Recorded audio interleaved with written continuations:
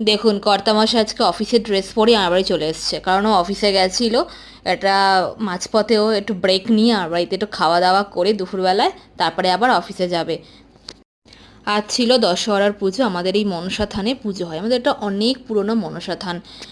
আমাদের যদিও এটা তো নতুন বাড়ি, তো আগে যেখানে পুরোনো বাড়ি ছিল ঠিক তার বাড়ির পেছনে ছিল, এটাও শিফট হয়ে যাবে ওখানে, কারণ ওখানেই হচ্ছে মেন আমাদের মনসা মন্দির। ওখানে এখনো মন্দির তৈরি করা হচ্ছে বলে আপাতত এখানে শিফট করানো হয়েছে, পরে ওখানে নিয়ে যাওয়া হবে। তাই ও যেই এলো বললো যাও গিয়ে একটু নমস্কার করে আসো, তাই আমি আর ও গেলাম একটু নমস্কার করতে।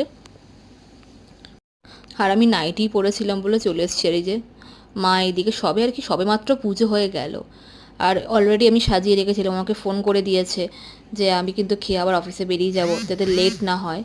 ওই জন্য আমি ওকে আগে থেকে অলরেডি সাজিয়ে রেখেছিলাম, আর এসেই আমি ওপরে ওকে খেতে দিয়ে দিয়েছি। এদিকে ছিল দই, চিড়ে, কলা, আম, লিচু, শশা, মিষ্টি, যা যা খেতে ভালোবাসে অলরেডি দিয়ে দিয়েছি। বলছে এবার রাখো আমি একটুখানি খেয়ে নিই।